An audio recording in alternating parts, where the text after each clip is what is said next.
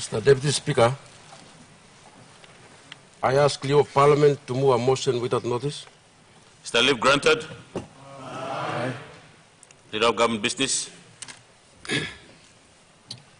Mr. Deputy Speaker, I move that so much of the standing orders be suspended as would prevent notice number 254, Government Business, being called on forthwith. The question is that the motion be agreed to. Those in favor say aye. Aye. Those against say no. Ayes have it. Clerk. Notice number 254, Minister for Petroleum.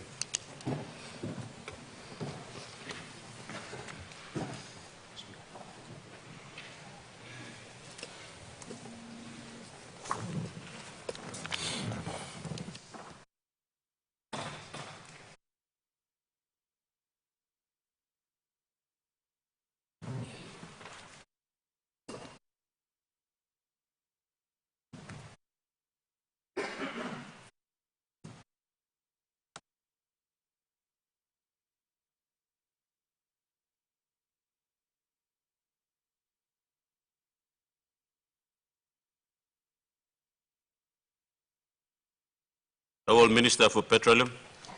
Mr. Speaker, I present the Oil and Gas Papua LNG Project Amendment Bill 2021.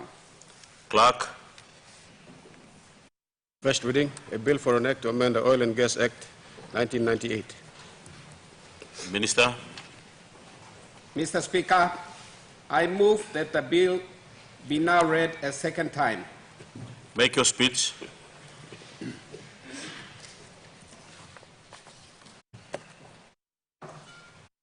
Mr. Speaker, I introduce into this Honourable House for approval a bill called the Oil and Gas Papua LNG Project Amendment Bill 2021, which is a bill for an act that is required to be approved by Parliament in line with the terms of the Papua LNG Project Gas Agreement. The Oil and Gas Papua LNG Project Amendment Bill 2021 clarifies the amendments to the Oil and Gas Act 1998 made by the Oil and Gas Amendment Act 2020, number 11 of 2020. Mr. Speaker, I refer to the amendments to the Oil and Gas Amendment Act 1998 made by the Oil and Gas Amendment Act 2020, number 11 of 2020, as the 2020 amendments. Mr. Speaker, the Oil and Gas Papua LNG Project Amendment Bill 2021 only concerns the Papua LNG Project Gas Agreement and any application for a petroleum development license for the Papua LNG project, and not any other gas agreement or project or petroleum development license in Papua New Guinea. It confirms that in accordance with the spirit and letter of Clause 9.6a of the Papua LNG Project Gas Agreement, the changes brought about by the 2020 amendments do not create any inconsistencies with the Papua LNG Project Gas Agreement. Mr. Speaker, the Papua LNG Project participants are currently progressing the technical work necessary so that the two Papua LNG project liquefaction trains may proceed within the PNG LNG project's site at Cushion Bay. Once this is complete and following the start of FEED, F-E-E-D, they will submit an application for a petroleum development license. In addition, given the significant capital intensity of the Papua LNG project, which will be around $10 billion to $12 billion, it must be financed using a combination of debt from lenders and equity from project sponsors or the joint venture partners. Prompt passage of the proposed bill during this parliamentary session will demonstrate to sponsors, LNG buyers, and financiers the state's continued full commitment to the Papua LNG project, contract sanctity, and the fiscal regulatory regime contemplated by the Papua LNG project gas agreement. This is why we are proposing this bill for approval today. Mr. Speaker, to achieve this purpose, this oil and gas Papua LNG project amendment bill 2021 is limited to 1, reinstating Oil and Gas Act 1998 provisions affected by 2020 amendments to apply as if they had not been amended in relation to the Papua LNG project gas agreement, and any application for a petroleum development license for the Papua LNG project. And 2, renders the Oil and Gas Act 1998 provisions affected or inserted by the 2020 amendments ineligible to the Papua LNG project gas agreement, and any application for a PDL for the Papua LNG project. Mr. Speaker, in conclusion, and as I have said previously, in any commercial agreement, there have to be some give and some take. This bill gives comfort to Papua LNG project sponsors and financiers so that the Papua LNG project may progress towards FEED, FEED, in line with the mutually agreed timetable announced in May 2021. This is pivotal to progressing a timely development of elk and antelope gas fields that delivers maximum benefits to recognized landowners, the project-affected communities, the independent state of Papua New Guinea, and of course the project's developers and financiers. Thank you, Mr. Speaker.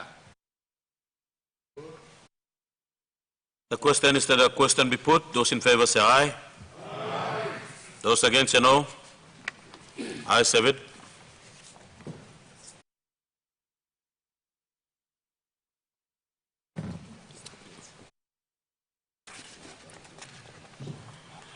The question is that the bill be now read the second time. Those in favor say aye. Aye. Those against say no. Ayes have it. Clerk. Second reading, the bill for an act to amend the Oil and Gas Act 1998.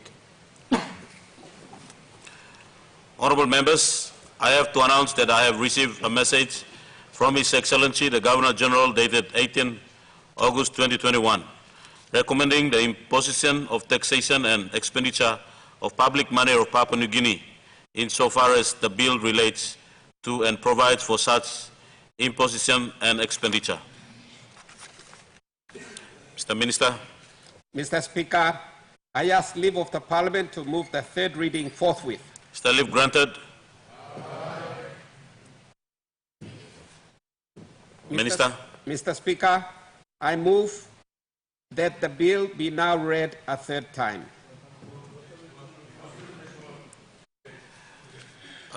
Honourable Member for Alatau. Thank you, Mr. Deputy Speaker. I rise to make a few comments on the legislation before us, and essentially to lend my support or our support to this small legislation, and to thank the Minister and indeed the government for bringing this forward and progressing this very, very important project, which has been late in coming, I suppose, and better late than never, because quite frankly, as we all know, the country is crying for some economic stimulus and some light on the horizon in terms of projects and actions and plans on the positive side in terms of driving the economy. We understand the government's design intent and the actions taken to review the Papua LNG project, examine the gas agreement, and of course the intention to get the best benefits for our people.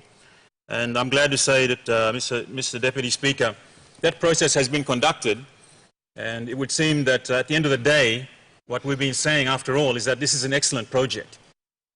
We are not going to get all the desires that we want immediately into projects, but it is a progressive exercise, Mr. Deputy Speaker. And I stand to confidently say that in the negotiations, the complex negotiations on the Papua LNG project, indeed, it is a progress from the PNG LNG project, which in itself was an excellent project as well. Naturally, the returns weren't everything we wanted, but it has delivered significant revenues to the country. And the Papua LNG is also a further step in that direction. Mr. Deputy Speaker, in actual fact, the proceeds from the Papua LNG project give to the state 51% of the net proceeds in terms of the take to the state.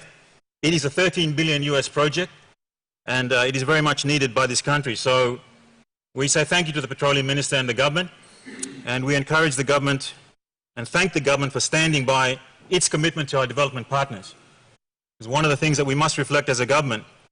When we make commitments, when we have an existing fiscal regime, when we sign documents, the message we are sending to the world is that Papua New Guinea stands by those agreements. And once those agreements are signed, it is a bad reflection when we make subsequent amendments to the ground rules and the fiscal regime. It sends completely the wrong signal. And the government went forward in total confidence with these international partners. We signed an excellent agreement that gave additional royalties, gave carried financing, gave third-party access to the pipeline. It talked about local content as well. And these were lessons learned from the PNG LNG project. And so, Mr. Deputy Speaker, as I say, it's progressive. We look forward to the government adding to that progressive task, improving on the gains for the state, but at the same time being reasonable, allowing an economic return to genuine investors, not changing rules.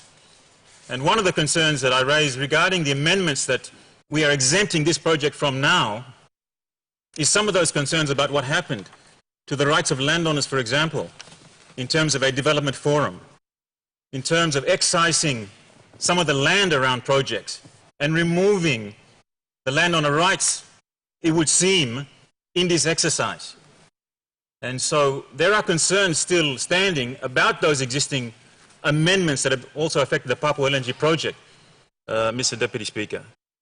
And the other thing is going forward, and without preempting, but there's legislation also coming to the Parliament, again, that continues to tamper with legislation around ownership of minerals and the establishment of companies and the like outside of the transparent government process and the oversight of Parliament, that we look forward to debating about that when it comes forward.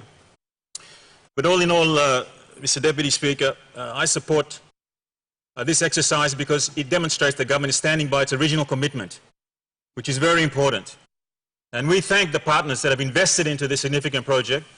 We look forward to the FEED being concluded. We look forward to the investment program started because we know it's going to generate a lot of jobs.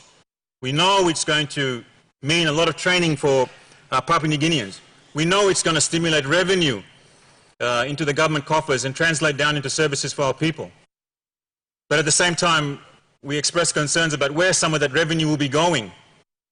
And then I allude back to some of the subsequent debates we will have about the government channeling large amounts of government resources and revenue into entities that are not subject to this parliamentary process and scrutiny and oversight. And that is something that we must be very conscious of, particularly in times when the economy is tough and we are looking for money. And we know that significant dividends and other revenue streams are going to entities that are not subject to the parliamentary process.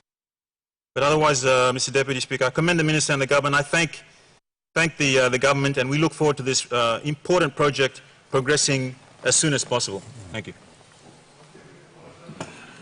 The Honourable Prime Minister.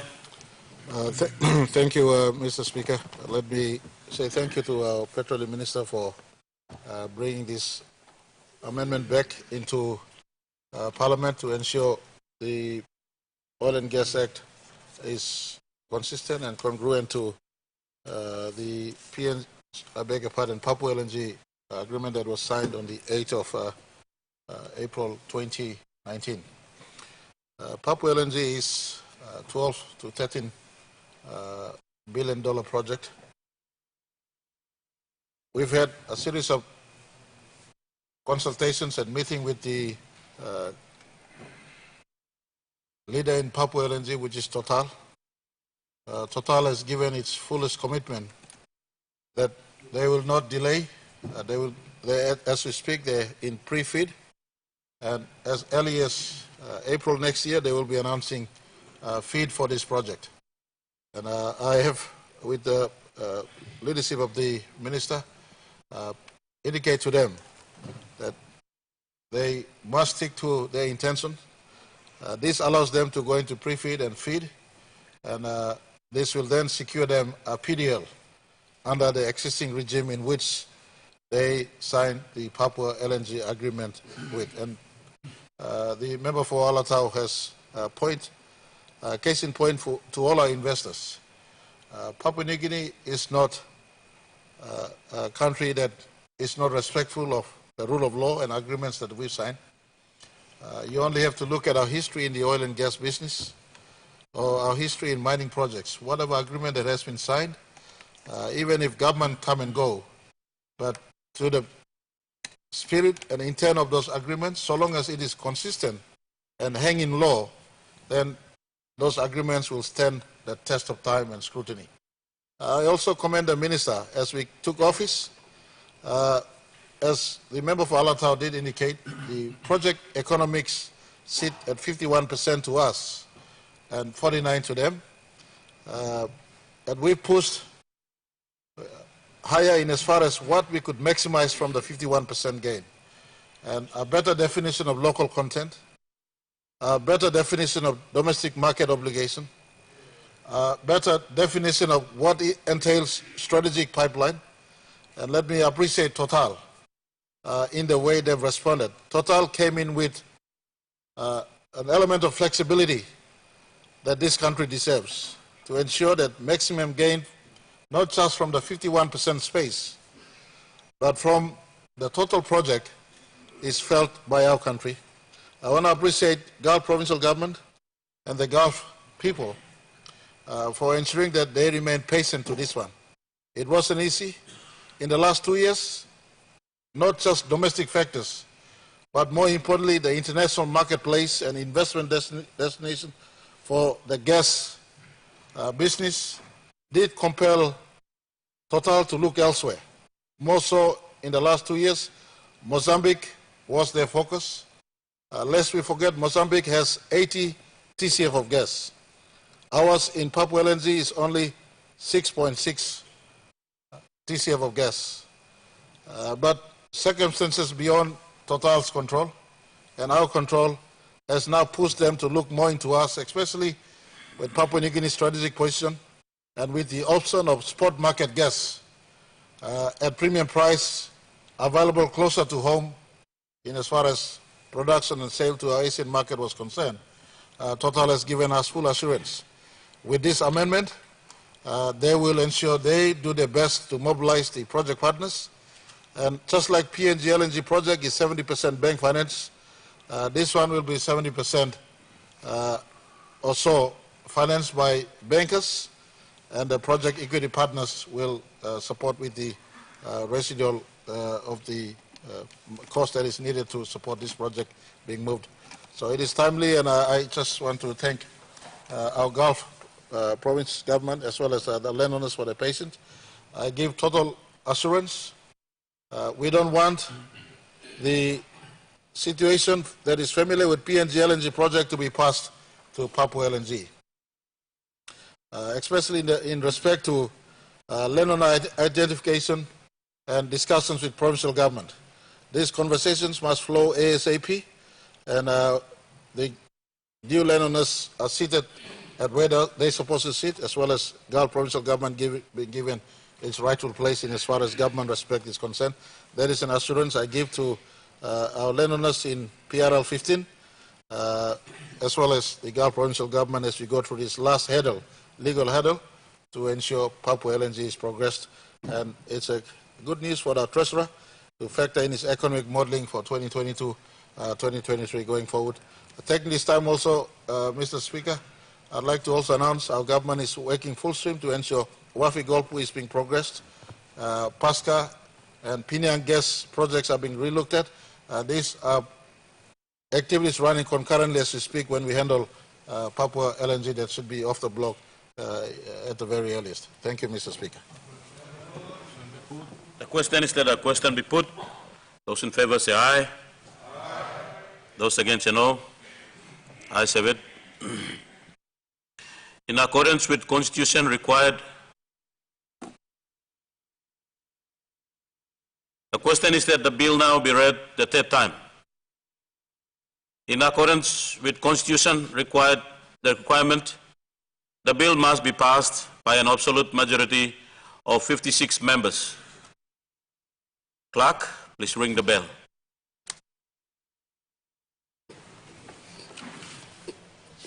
Attendants, open the door.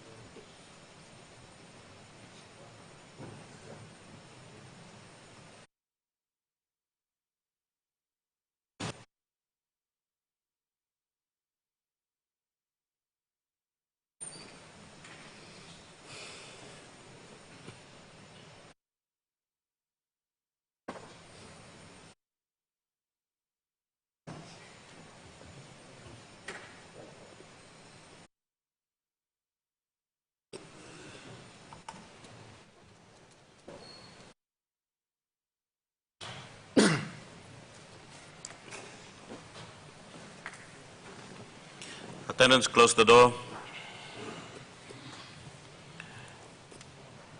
The question is that the bill now be read the third time. Would those in favor please stand?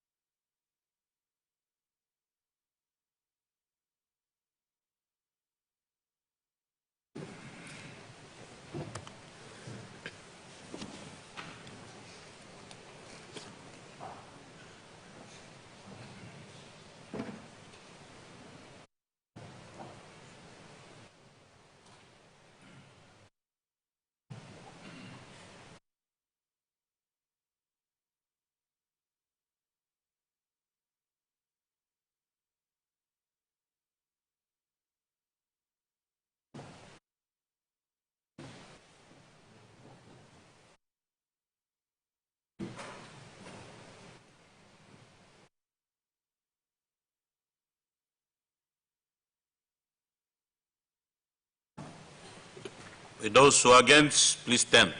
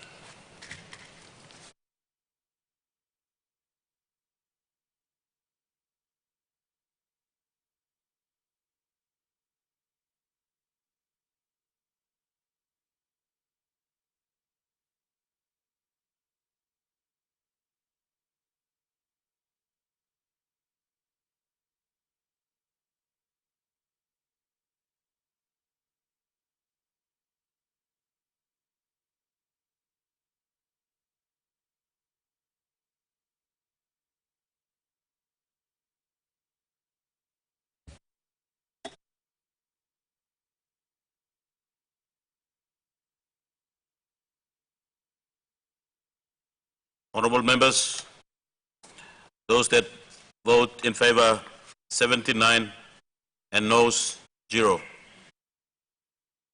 Clerk. Head reading. A bill for an act to amend the Oil and Gas Act 1998. Thank you, Minister.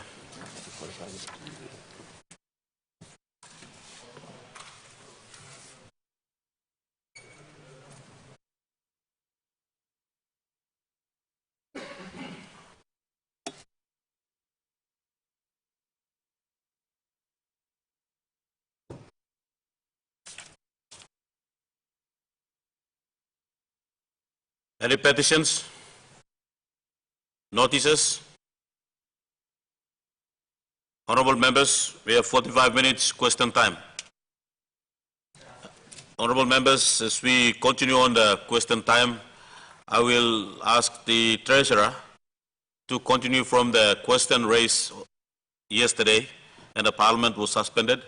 The Minister Treasurer will respond to the question raised by a member for Koma Magarima. Minister of Treasury. Thank you, Mr. Deputy Speaker. And again, I want to thank the member for Koma Magarima for his series of questions on our financial sector. In relation to the first question, am I aware, and what has my department done to address the conflicting statements by the Central Bank and FASU? Mr. Speaker, I am aware of a public notice that was published by the Central Bank seeking to publicly distance itself from actions taken by FASU against BSP for non-compliance. The notice clearly undermines FASU and therefore our government's ability to regulate our financial system. I shall be issuing instructions to both Treasury and the Central Bank to provide me with all details mentioned in that notice and then determine the appropriate course of action. Who were the 8 PEPs identified by FASU? I am advised, Mr. Speaker, that FASU is not able to give that information because apparently they are not at liberty to give it to this Parliament. But I intend to investigate further what appropriate action is available to my office. Who are the politically exposed persons that transferred several millions of kina through the Bank of South Pacific Mr. Speaker, as I was mentioning yesterday when the sound system became unsound, PEPs or politically exposed persons are typically government officials, members of SOE boards, relatives, and even close associates. I have yet to receive details from FASU, so I am not aware of who the culprit, or whether the culprit is a politician, ex-politician, or even ex-prime minister. Who is the high-risk or politically exposed person that had credible allegations of money laundering mentioned in the international media? Mr. Speaker, I raised the matter with the governor of the central bank overnight, but he advised that he does not have access to such information because it is the property of FASU, which is an independent entity. He referred me to FASU, but FASU is not able to give that information because their advice is that they are not at liberty to give it. But I do recall back in about 2019 that the Australian newspaper then, the Australian Financial Review, did report that a 35 million kina mansion located on the Sydney Harbour had been sold to or lived in by a former Prime Minister from Papua New Guinea. Who are the senior management staff of the Bank of South Pacific that had been directed to be removed or replaced? The question was, is it the CEO or the chairman? Mr. Speaker, again, from the advice I have received, I understand that the foremost senior staff of the Bank of South Pacific, from the CEO down, are included in these 4 persons. 2 have already resigned.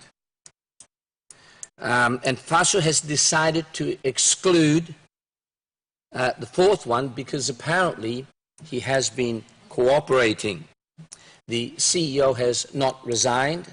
The chairman of the Bank of South Pacific has not resigned. Finally, Mr. Speaker, why has the governor of our central bank disassociated the Bank of PNG from FASU and defended the Bank of South Pacific against FASU's report? Mr. Speaker, I think only the governor of the central bank can answer that, why he defended BSP against the FASU report, even before the investigation has yet to be completed. Of course, it is of concern to the government, and I shall be asking the governor for an explanation on this matter. Thank you, Mr. Speaker. The Honourable Governor for West New Britain.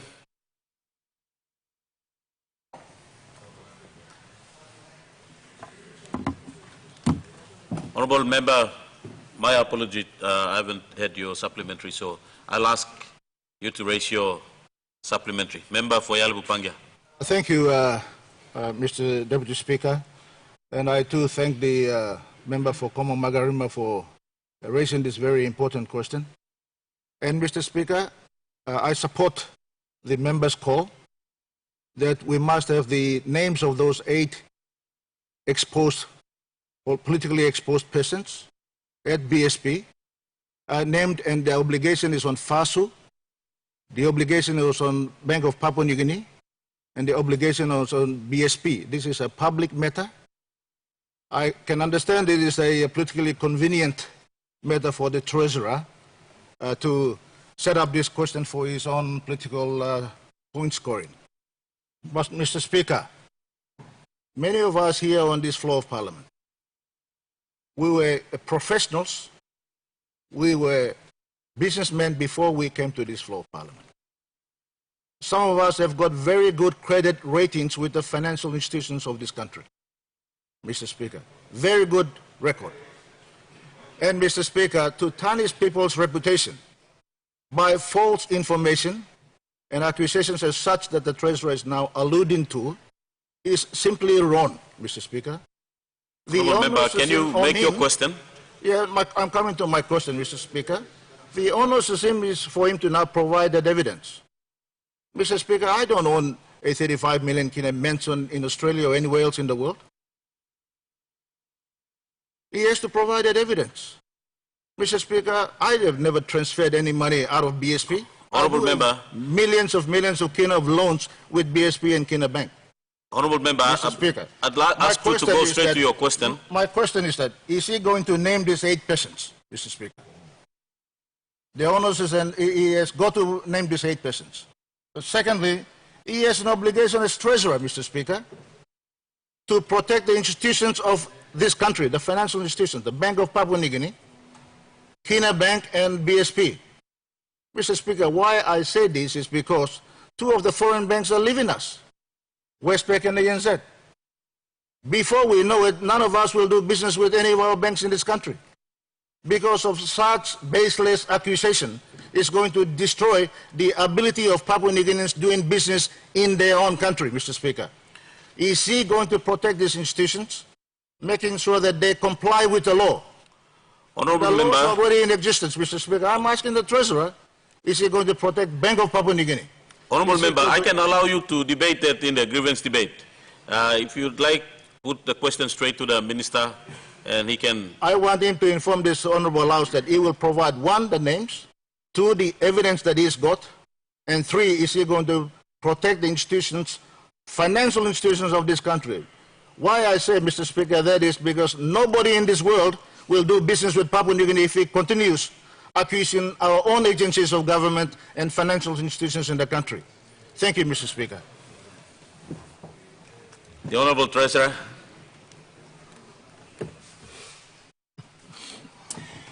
Thank you, Mr. Deputy Speaker, and I thank the member for Yalabu Pangia for his false allegations against the Office of the Treasurer.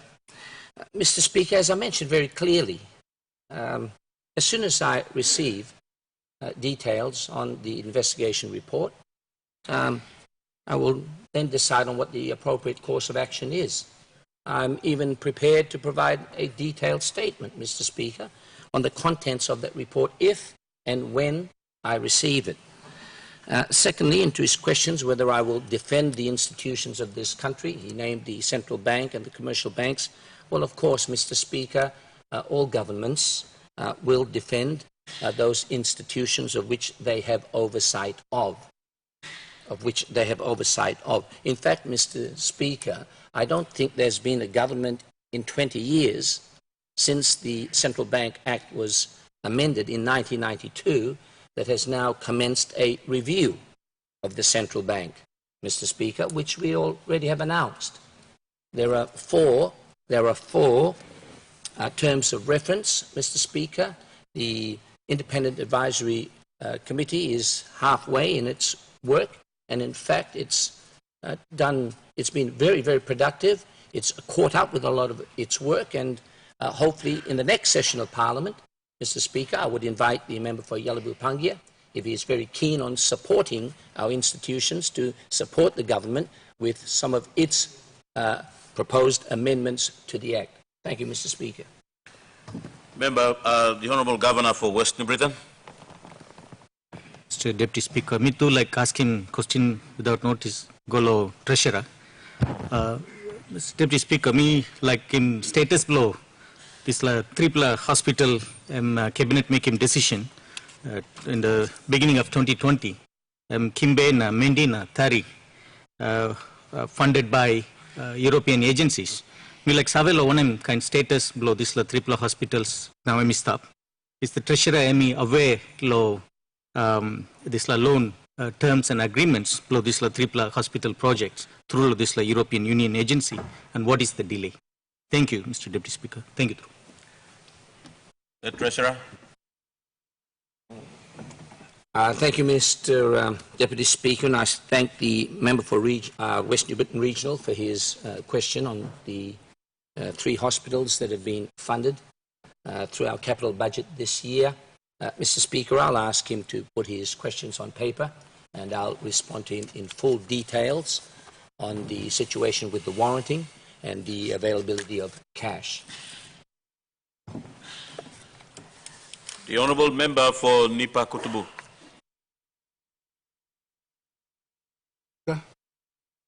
Blow recognizing all people blow Nipa Kutubu.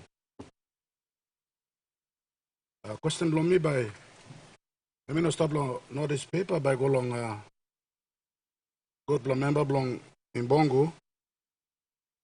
Now Minister blow intergovernment relations. Before me asking question, me like talk out long background. Me organize survey also elections and me close to long 8 moon. Stop yet. Now inside long district blow me all sample money walk long.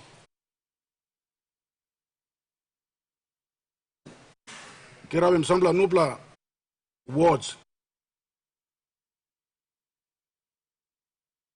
What we only run are creating. No longer eligible meal on Nipa. Only creating close to long 20 wards. Now, me believe also this wards only creating. I mean, no go through long Nipa LLG president na through long chamber. Now, me too, me no serve along this plan. Now, me get one plan. Provincial Assembly meeting minutes. Here one time me. Let me go to long Provincial Assembly. What's where Nipa LLG, I mean, no, approve him. Now, me here to know clear along this plan. Now, me believe also close to election may come up now, you know, long Nipa Kutubu Tasol, inside long Southern Highlands. Now, to me believe also long district long and long in Bongo too, because me get confirmation long this plan. So me like ask him, good plan Minister Blomi. Me believe this plan me go through long office blong him. Me ask him also, you make enough words law Nipa Kutubu. Me no believe also me blind need long creating noble words. Not too long this law floor blow parliament, you me work law. Find him road law pay him all this law ward councillors. Now yet you me work law creating noble words. Honourable Member, ask your question. Yes. Deputy Speaker, let me ask him question close to. So me ask him also, suppose him come long office belong you. But you approve him this land as Salem Golo NEC block Gazette or law. Remember also one. In you talk clear along all people blow Nipa Kutubu. Now two, me blow no need him. Me blow got enough word long district belong me. Thank you, Mr. Deputy Speaker. Minister for Intergovernment Relations.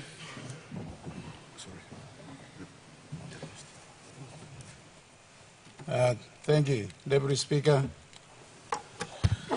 Thank you, Long.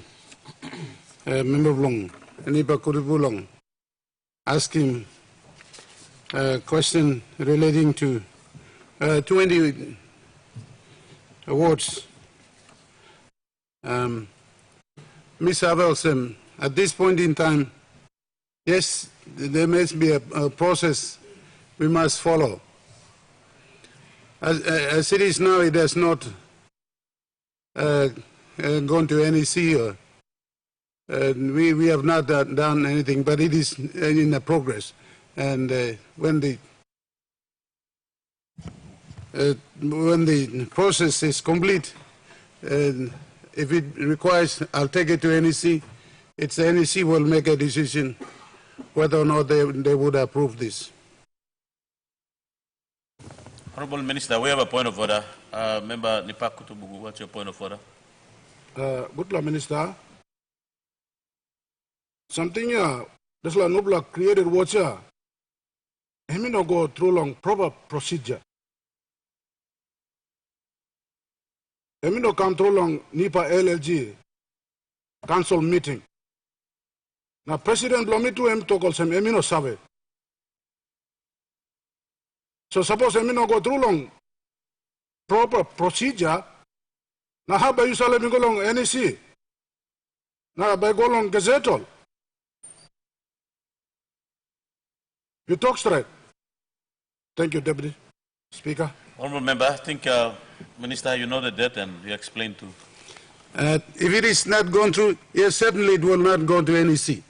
First, you have to establish that system and procedures and process has to be followed. I'm not going to allow that if the process is not followed, it will not go through. But if the process is right, if it is followed, yes, I've got an obligation and take it to NEC, and NEC as an ultimate body, they will make a decision. So remember, you don't have to worry about it. The system is big enough, it will take care of itself. Having said this, while I have the floor, I want to tell, I have a council badge for each of those councils throughout the country.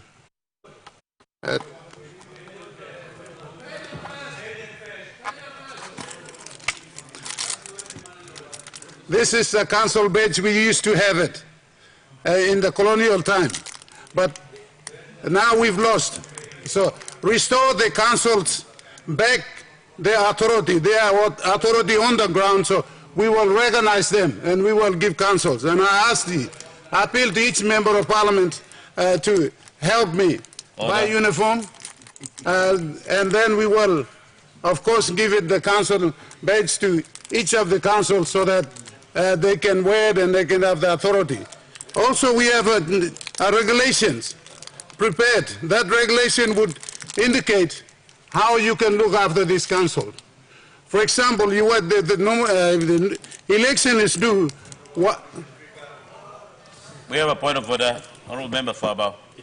The Minister is informing Parliament on something that was never asked for, so can he leave it? Honorable Member, point of order is in order. Minister, I think I would ask you to go straight to the question. I go to the... but it is important. I'm sure member for Abao, his councillors would want to know this. So that's what it's for the interest of all of us that council's authorities must be respected. Thank you very much, Mr. Deputy Speaker. Thank you, Minister. Member for Kiribina, good enough.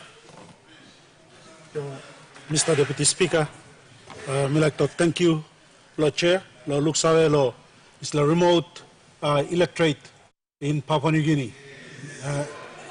The people of Kiribina good enough. Mr. Deputy Speaker, my question will be referred to the Minister for Transport and the current acting leader of government business and a good leader of the people of Goilala as well. Mr. Speaker, very recently, about a week or so, we lost 6 of our people traveling between the waters of Alatau, Esala, and the islands of Kiribina. We are yet to find the bodies. We have recovered the boat. We have recovered only 1 body, and 5 are yet to be recovered. Or should I say, they are lost out at sea. Let me, for the benefit of this House, explain where Kiribina good enough is situated. Because maybe some of you do not know where Kiribina good enough is situated. We are islands situated in Milne Bay province. Our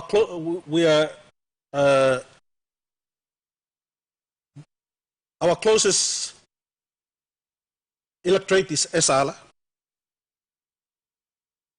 We are bordered also with Alatau Open and Samarai Murua. Oro province, Ivijitari is our closest neighbor. We also border with Morobe province and West New Britain province, to be more precise, Kendra and Gloucester, and the waters of Bougainville. That's where we are. Mr. Speaker, the Jomat Passage has got 2 entry points. One of the entry points is at Rosal and Sudest towards the border of Australia. And the other entry point is the Bomatu point in the KG waters, or Kiruna-Gunrup waters. I would like you to take note also, Mr. Speaker, is that our gas and oil ships travel through the waters of Kiruna-Gunrup. And it is a very important passage for international ships. Take note also that the minerals, the copper and gold that comes out of Okteri, the agriculture products, almost every export and import vessels traverse these waters. The importance of these waters must be considered, Mr. Speaker. And I say this because these are international highways for both local and international traffic. And I'm talking about sea transport. Mr. Speaker, referring to the National Maritime Safety Act 2003, certified on the 25th November 2003, I raised the following questions, Mr. Speaker. Is there funding available for maritime provinces and districts? Number one. If funds are available, when can we see some infrastructure development in these waters?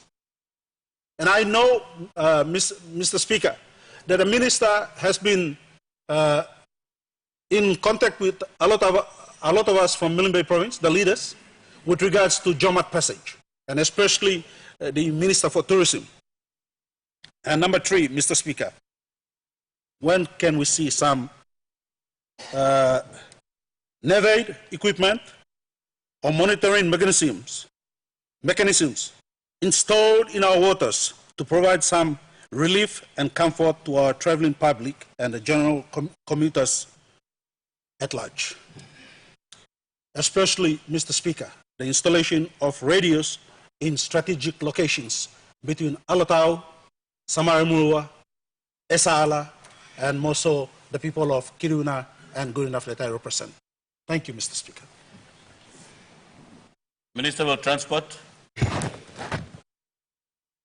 Thank you, Mr. Deputy Speaker. And I thank the good Minister for Kiruna Gunrup for his series of important questions. Let me state here that he made reference to Jomat Passage, and let me acknowledge past leaders from Milimbe who have taken this issue regarding Jomat Passage. Mr. Deputy Speaker, since becoming Minister, Jomat Passage was one of my key points that I wanted to address in my term as Minister. And before I answer the member's question, let me update on where we are with Jomat. He was very correct in saying that a lot of international vessels pass through this important and significant yet fragile passage, Jomat. So our government has already endorsed and seek approval for declaring Jomat Passage compulsory pilotage area. And I did attempt to visit the site a couple of months back with our tourist minister.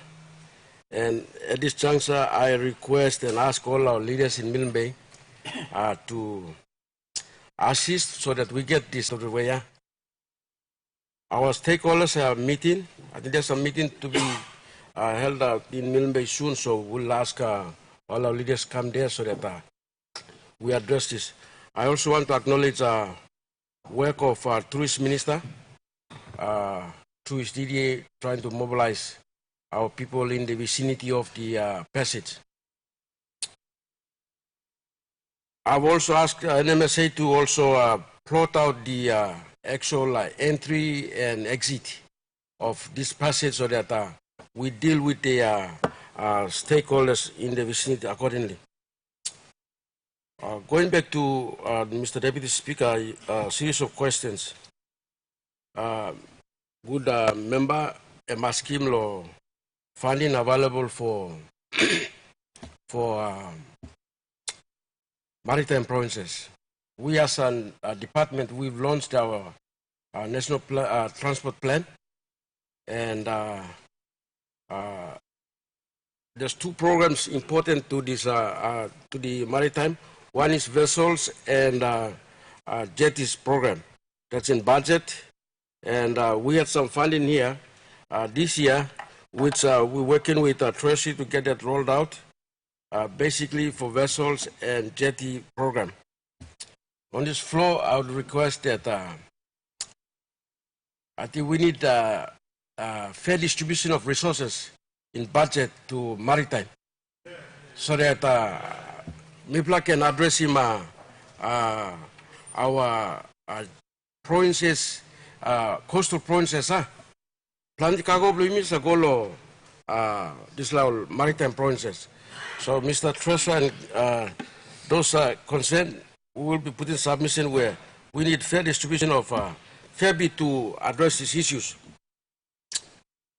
Infrastructure-wise, Mr. Deputy Speaker, NMSA, through partnership of ADB, we have gone through a rollout of navigation from Vanimo to Milne Bay, and also from Western Province down to Milne Bay. For reports purposes, I will seek my team to give me updates so that I can report to this Parliament in subsequent sitting. Infrastructure-wise, it's in our part of our national transport program, and I cannot go building infrastructure without funding. So I think that message is clear, and any other issues then we can discuss when I'm member. And for Jomat Passage, me request him to leader blom plalo milbe lo yumi bungna address him this la important passage. Thank you, Deputy Speaker.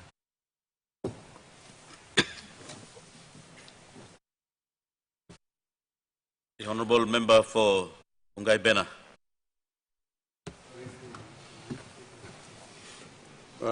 Question, Minister. Question. Notice paper.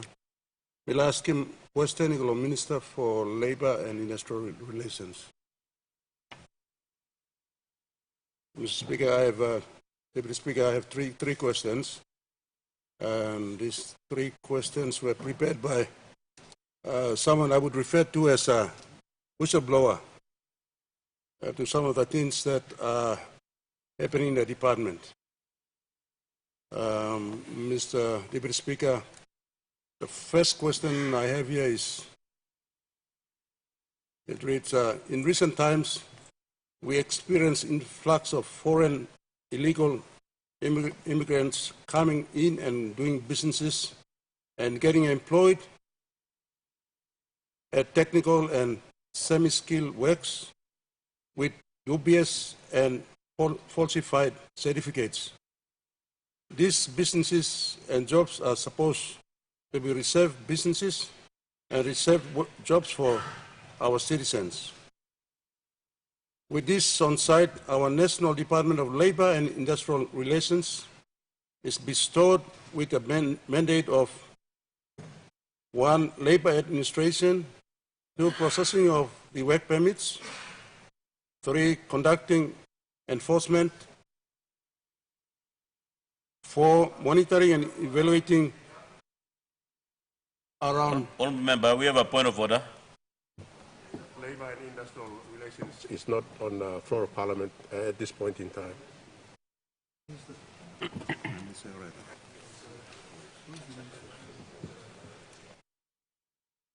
Honourable Member, I think the Minister is not on the floor. If you want to reserve your question to ask him, I can ask you to reserve your question, but if you would like to, you can direct to the Prime Minister. Thank you, Mr. Deputy Speaker. Then I would refer my question to the Prime Minister.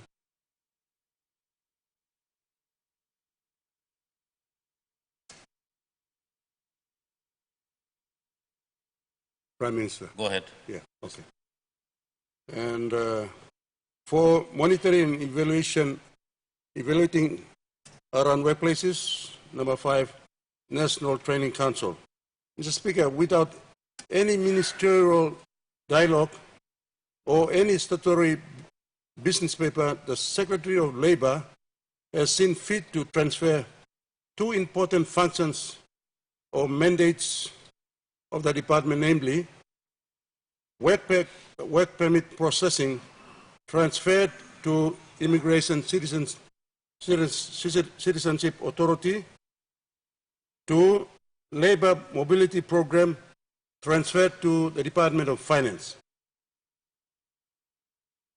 The question is, can the good minister or the Prime Minister tell the House why the department has seen appropriate in transferring the functions, leaving rest of the supporting functions of monitoring and enforcement, labor, administration, National Training Council, and others behind? How can these functions operate under the different management or locations without the check and balance located at Department of Labor and Industrial Relations? That's question number 1. Question number 2, Mr. Deputy Speaker. Mr. Deputy Speaker, given the COVID-19 pandemic and the downturn in the employment opportunities for our citizens in the workforces, it is outrageous and deafening of the administrative delay in industrial relations cases at the Department of Labor and Industrial Relations, which are either not adequately addressed or not seen or not set before arbitration tribunal, taking over 5 to 6 years to address these industrial dispute cases. One typical example is a case involving a terminated Air Guinea staff whose case has been administratively dragged for over 6 years, when the issue was registered in Port Moresby, where the Department of Labor and Department of Labor headquarters is located. Mr. Deputy Speaker, question. Given today's information technological advancement, can the good minister or the Prime Minister advise the House and the people whether he has plans to systemize and consolidate these data and information processing so our citizens with industrial disputes are efficiently addressed and assisted on a timely manner so that their welfare and job security are not disadvantaged? Question number 3, Mr. Deputy Speaker. This is a systematic corruption happening in the department, like many other departments. And we're talking about COVID pandemic, and we probably also refer to this as corruption pandemic, systematically happening everywhere in the department, in the government departments or elsewhere, in our districts and provinces as well. Mr. Deputy Speaker, I have a copy of an audit report here, which was given to me by the whistleblower, and he has prepared his question. And I'm not sure whether the minister has received a copy of the internal audit report. Mr. Speaker, as per revelation by the internal audit findings, can the good minister tell the House if he is aware that there are about 4 to 5 criminal investigations cases registered at the Fraud Court office, registered against some senior officers of his department, including the secretary, for knowingly and intentionally engaging 3 to 4 different contractors in 2019 and 2020 to supply some IT equipment costing more than 2 million kina in total, which has not been delivered to date as we speak. The audit report further reveals glaring double-dipping and misapplication of public funds to corruptly enrich individuals and persons in high positions and or closely linked to the head of the bureaucracy. A classic situation is a 200,000 check payment wrote off from public funds to pay for hire costs for a public relations officer of the department. This public officer is the main figure in bringing in contractors at his choice or preference and picking up checks for the suppliers by passing Public Finance and Procurement Act. An interesting scenario was picking up a check for a supplier on Christmas or Boxing Day, which is a public holiday. Mr. Deputy Speaker, my question to the Minister or Prime Minister in this case, I wish to ask if he's aware of the audit report, the internal audit report. If he is aware of it, what is he doing about it? We have a systemic corruption taking place in that department. And there's a lot of evidences here in this report that I have no time to read out, but I want the Minister to take appropriate or necessary action on the officers involved, including his secretary. Thank you, Mr. Speaker.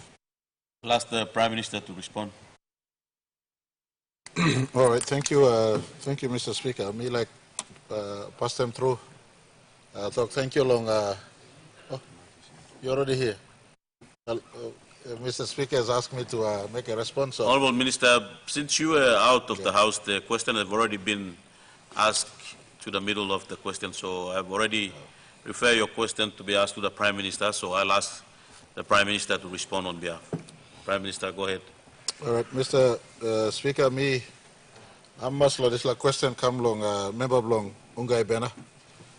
You may stop the Parliament long, ask him all this kind of question, put him go come, you may start him walk long, country logo good. Me like ask him, number one, law Beckham, long member log, put him this question come in writing across, give him minister, copy him long me. Me give him full assurance that by me he look inside long all this all issues where member long Ungai Bena raising. Corruption is stop inside long system long government. You must kiss him, address him. All issues come out of them. Me talk how much lo whistleblower. Long put him this law talk to come out. Government lo me play Marape Basil government time me kiss him office. Me play expediting Whistleblowers Act. Me talk thank you lo work long former AGM me sit on upside. You may also expediting work long ICAC. You may set him as I speak. Me play advertising position long all outside commissioners from overseas long come Sinan long as commissioner long ICAC. So this play something you may play politics long as Parliament. You may all leaders too. We stand scrutiny for corruption, and so we don't tolerate systematic corruption in our government system and rank and file. And me thank you for this question. Put him in writing. Me give him talk long Beckham was this whistleblower. You are protected under Whistleblowers Act. Now, any inside long system law government, this law and whistleblowing must go on yet long. You mean looks out long fighting this issue of corruption. Big corruption, small corruption, corruption and corruption. And thank you long this Whistleblower Act, whistleblower. Let me put him report go finish long example. Let me talk. Go finish long. Police. Police, you don't need him. Police minister lo Tokyo lo make him work. Complaint come inside finish. Police must make him work finish. Now why I'm asking question of floor of parliament again? And so police, when the issue of complaint and corruption come, you get up now. You make him work pretty long. And plenty time also can file is sit down, collecting dust.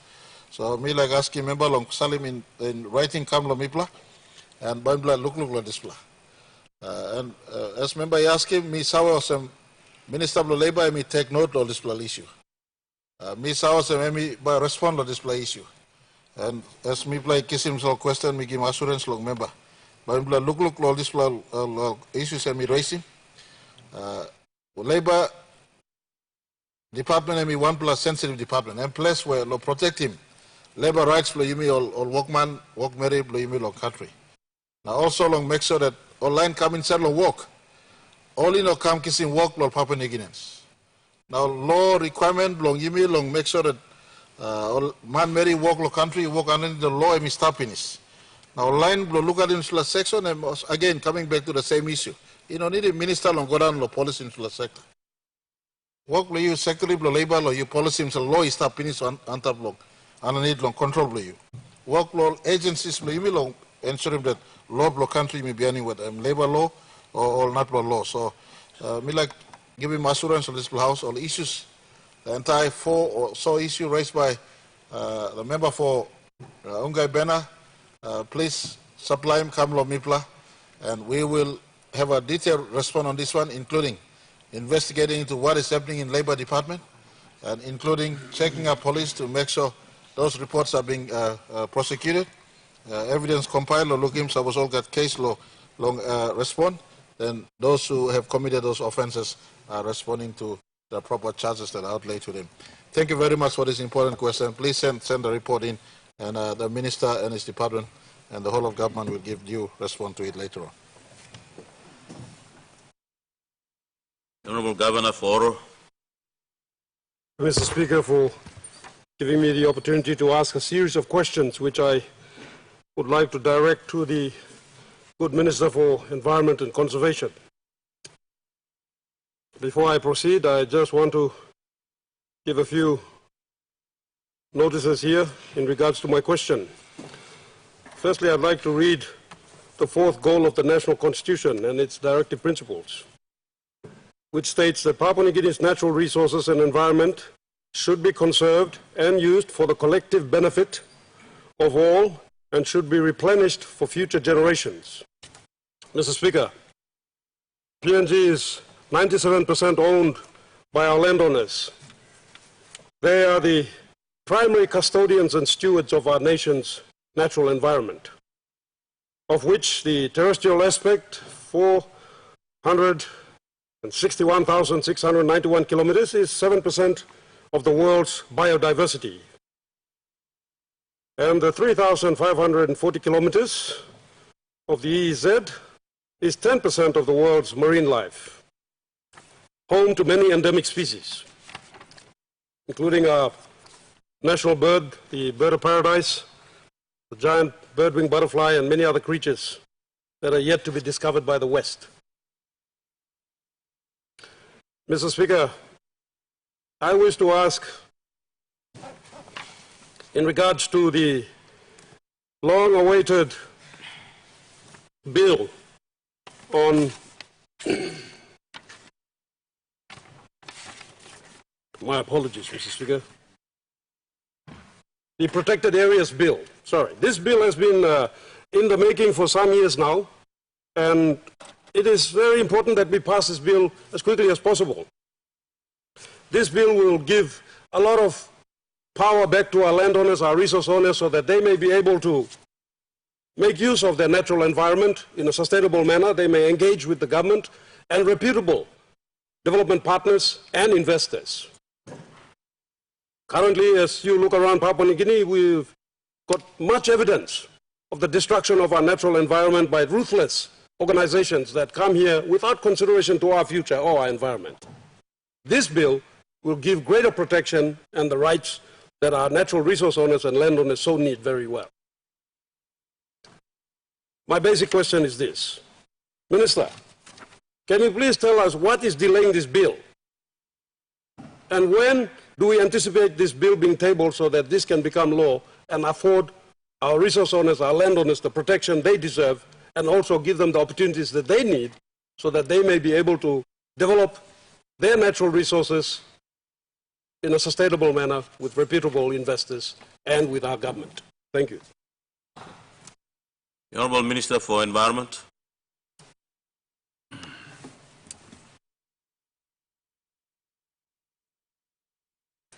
Thank you, Mr. Deputy Speaker, and also I would like to thank the Honourable Governor for asking this very important question. Basically, the Special Protection Area Bill, when is it coming? And if not, why is it being delayed? Mr. Deputy Speaker and the good Governor, members of this Parliament, I exactly do not know why it is taking too long for this very significant bill to come to Parliament for us to basically have it enacted. It is so important, Mr. Deputy Speaker and members of Parliament, simply because we have a duty and obligation to protect and conserve some of our pristine biodiversity. In fact, if you may not know, we have some unique species, fauna like the Guinea singing bird. You find the Guinea singing bird between Asimba, Yongai. Honourable Minister, we have a point of order. Member for Abao. Deputy Speaker, the question was very, very simple. When and by Karimi come, because I'm minister here, why was it delayed? Emtasol. No can repeat him same facts. We all know them. He's the minister responsible. Karim Billy come, name me vote. Emtasol. Yes, thank you. Honourable Minister. Yeah, I'm going there. What I'm trying to explain the significance of this particular bill. Yeah, so it's, you know, it's somewhere in between the State Solicitor and Legislative Council, and I am pretty sure that by virtue of this question, I would appreciate it if it can make its way here so that we can have it enacted and protect environment. Thank you. The Honourable Member for Obura Wanenara.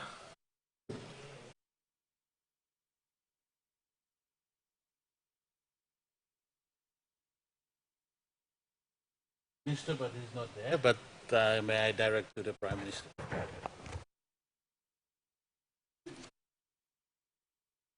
Regarding our health, we have been focusing, planning, implementing on the COVID pandemic. But my question is related to the mainline health services. As we all know, in the rural and in the urban areas, slowly declining. The services are slowly declining. This particular group of organizations, they are very much into working tirelessly in the rural areas, and these are the church health workers. I understand there is an decision in 2013 about the disparity between the church health workers salary with the government workers' salary. And that has been discussed in the NEC. One of the decision number, I'm not too sure, but that's in 2013. I'd like to ask the question to the Health Minister through the Speaker, Deputy Speaker, and to the Prime Minister as well, is when is the government gonna implement that NEC decision for our church health workers? Whilst we are on that, a lot of services by the church health is slowly coming to a close because there's no funds, there's no operational funds to support our church health operations to continue in the rural areas. The second question is, last week the health minister mentioned a little bit on increasing the health workers in our health department. Why not incorporate the church health services workers also to increase our health workers in the country? And the third question is, can you also state to the floor, as well as the people of this nation, the recipient of the health services in the rural areas, as and when the government will assist our church health services for them to continue to perform the very important job they are doing where the government cannot go. We established nursing colleges, we established a lot of colleges, and the students graduate. The graduates, they have no place to work, they rush to the church health services. And a lot of graduates are with the church health services, so the government should have a support through the health department. Thank you very much. The Honourable Prime Minister. All right, thank you, Mr. Speaker. Once again, let me say thank you to member for Obura Wananrara for asking a very important question. But firstly, let me pause for a moment to acknowledge the passing of one of our renowned and fine daughters of our country, Professor Evelyn Lavu. And I pause to give respect to her as a health worker who's passed on last week. She was our lead medical and scientific advisor in our national COVID response. Many of our health workers work in very, very trying circumstances, whether in the church-run health services or in the public-run health services, and we do take note of all of them. And at this moment, I do make mention Professor Lavu, our first female medical professor who was passed on. Coming back to the question that member for Obura Wananrara asked, church health services plays a very important complementary role to the health service delivery in our country. They complement and assist government very well, and in fact, they're in areas where government health services is not present. And so let me place on record, not just the government, but on behalf of our country, our greatest appreciation and respect to our churches and those who work in the church-run health centers and hospitals and the health system or sector that is run by our churches. I say thank you very much. We are committed to ensuring that the pay issue as well as the upkeep of the church-run services are being worked on as we speak. According to our budget and according to the weekly budget management schedule that Treasury, Finance and Planning has, to the best of our ability, what can be supported is being funneled across to them. But our National Health Plan that is for 2021 to 2031 that is before us is we're looking at how best we could amplify the role of churches in picking up the health sector, just as well as the education sector, two of our big sectors that in our view, the Marape Basil government's view, we feel that churches could be stepped up. And we're looking at the church health service sector similar to what is now happening in the education space.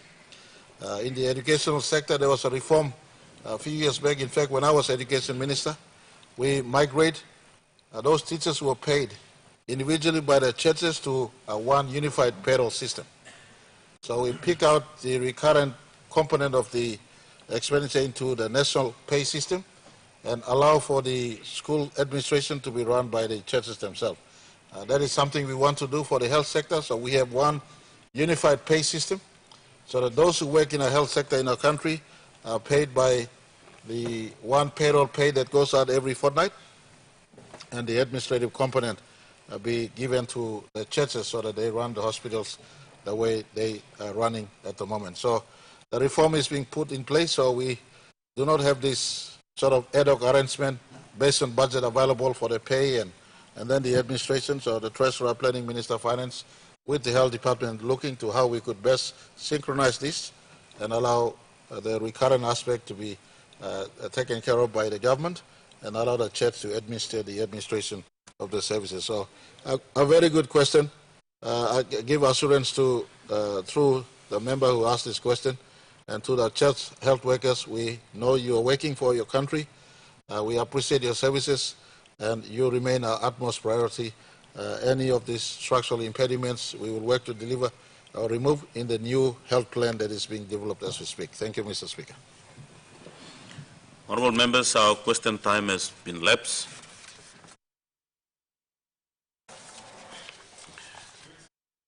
Grievance debate. Honourable member for Nawai.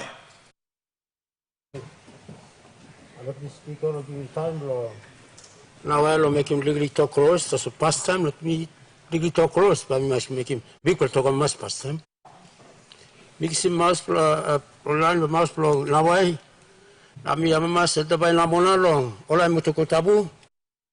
Want some people of Papua New Guinea start the resist na bring him. Mutu kotabu tigini come to Parliament. Close lo miso.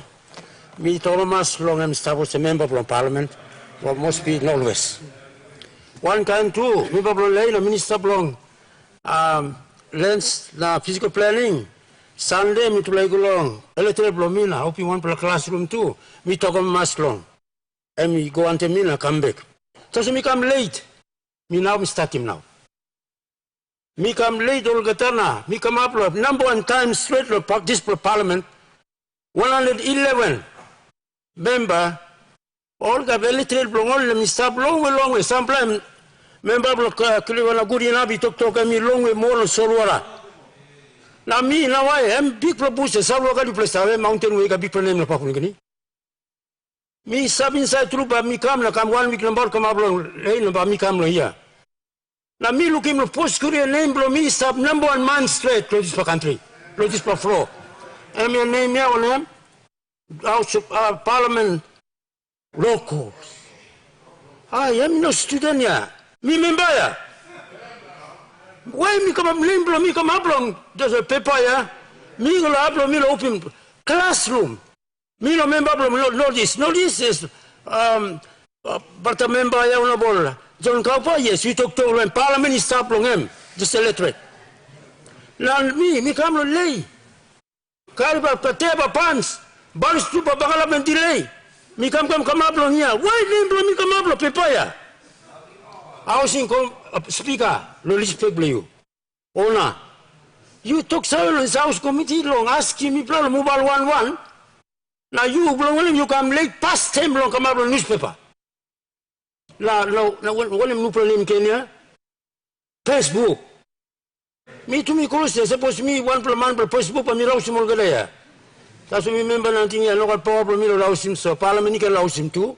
Suppose me go light law, rouse him by me rouse him, give me both by me rouse him. Time for Facebook to rouse him. Me pace man by me son up. Lord must finish. You look him. this time all mangi pro student to ba looking at big pro papa na big pro tumulana me late tem come newspaper ya. Emi no come up. Speaker. Me like him you stand him this la Orlando committee. Lo ask him me pro pass him me pro late pro one up corner.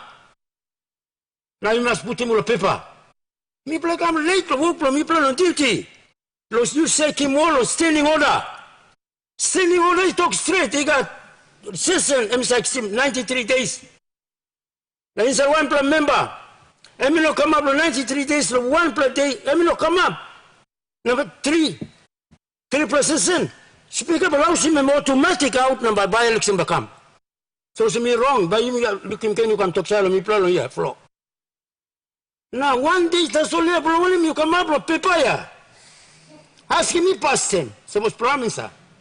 You call by you kiss him house and you go down Tambulan and newspaper come up with the prime minister absent. But you think one.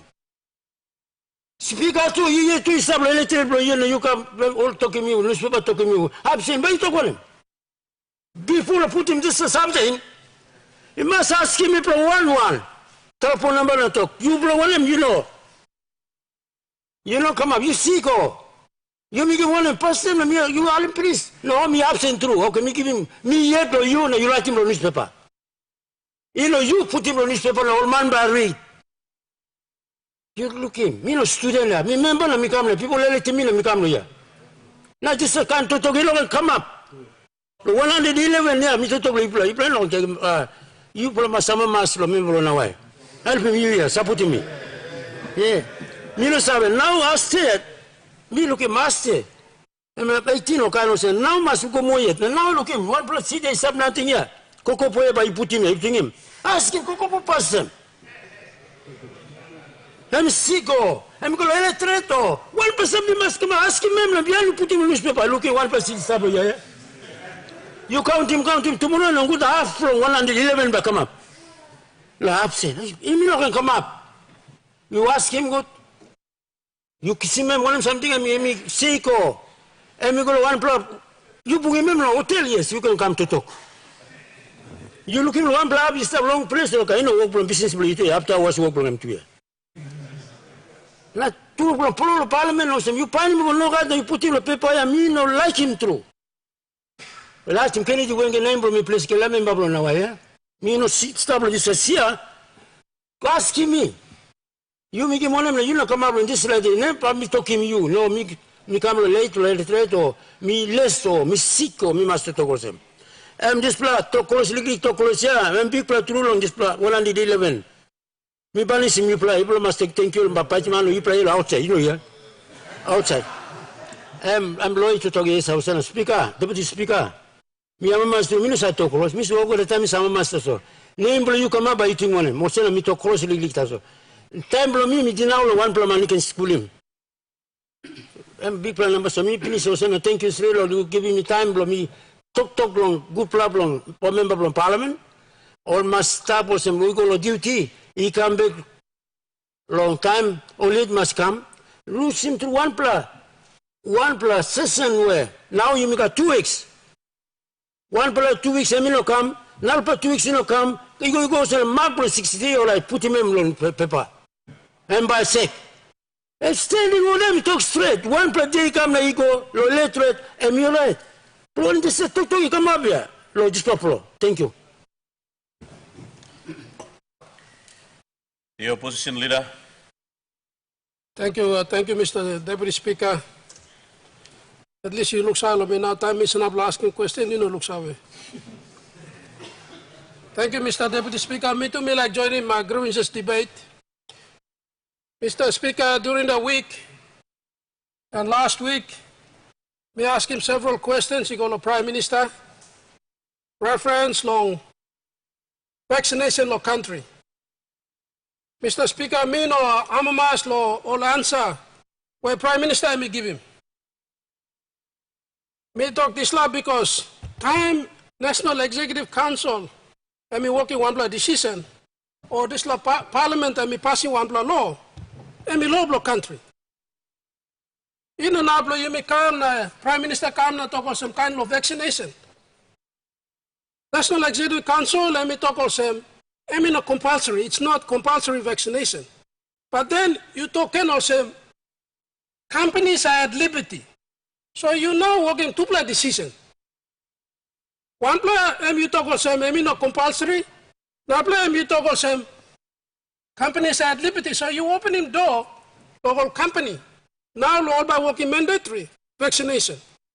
Mr. Speaker, you must have also the right to freedom is not an unqualified right. It is an absolute right. Right to freedom of our people. Nothing can qualify the right to freedom. Nothing. We are born with it, and we will live with it.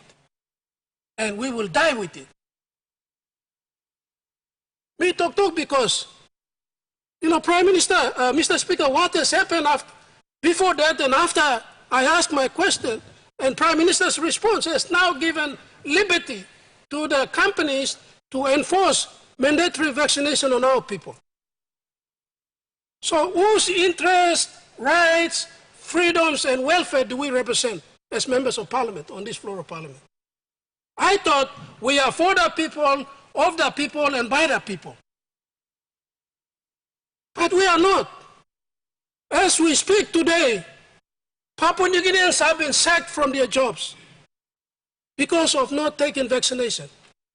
They have been laid off work because of not taking vaccination. Mr. Speaker, when... Opposition Leader, we have a point of order. Grievances debate, allow me debate. Opposition Leader has got to be reminded, you got to not just make general statements. You got to point to a case that has happened. And I have to qualify his misrepresentation of my statement. National policy, he asked for a national policy the other time on what was government's policy. Government's policy still remains that vaccination is not compulsory. But he is learned enough to know, if he doesn't know this, that workplace safety, there's an act called Workplace Safety Act. Every employers and the conduct of employment is conducted under that act. It is in their interest for the safety of the workplace. They have that autonomy to look into the workplace safety issues. Never forget, health of one person affects health of another person. So it must be seen in this context, Mr. Speaker. This is no joke, this is no fun. We don't want the economy of this country to be stifled by expansion of COVID-19 at workplace. Employers have their call to make. General policy of government is, it's not compulsory vaccination in our country, but at workplace. And I give you a case in point. You go along, all company or work or some Papua or LNG or KNSM. You work at workplace safety requirement. Honourable Member, I'll make a ruling now. So, Mr. Speaker, Prime Minister, me like sit down now. Opposition leader, I must talk to one the context good now. No can sensationalize him all this issue. Low country or so make him look over. Thank you, Prime Minister. The Honourable Opposition Leader, you made clear from the Prime Minister, and I think you noted on that. I will still allow you to bring your grievance debate, and if any members of Parliament or the Prime Minister have any comment in response during the grievance debate, you can be allowed to make a statement on that, but I'll allow the Opposition Leader to continue on your grievance debate. Mr. Speaker, while I do understand the workplace safety, vaccination is a totally separate issue. We are talking about the rights of our people here, the freedoms of our people. When we make one decision, we stand by that decision. Companies operate in this country under our legislation. We make laws, they operate under our laws. What you are telling me, Prime Minister, Mr. Speaker, Mr. Deputy Speaker, through you, is that Prime Minister is now making two sets of rules. One for the company and one for our citizens. In workplace safety, there is new normal. You already have new normal. There's a point of order here again, Prime Minister. Mr. Speaker, opposition leaders should be responsible to the nation. He must not be misconstruing statement to create fallacy, to create misrepresentation. He has prudence and responsibility to the nation to rise above shallow politics. This is safety of the nation at stake. The economic safety, as well as safety of individuals. Mr. Speaker. Thank you, Prime Minister. Honorable Opposition Leader, before you speak, I think the Prime Minister have already responded to your questions during the question time and made a statement very clear already. This is a very sensitive issue, and any comment that you raise, be sure that we don't raise a confusion to our public on what we do. So, may you correct your... Thank you, Mr. Deputy Speaker. I'm actually trying to have him explain his confusion. You see, he has one law for our people and one law for the company. Honorable Opposition Leader, you have only 3 minutes left. Question time is question time. This is grievances debate. He took up most of my grievances debate time.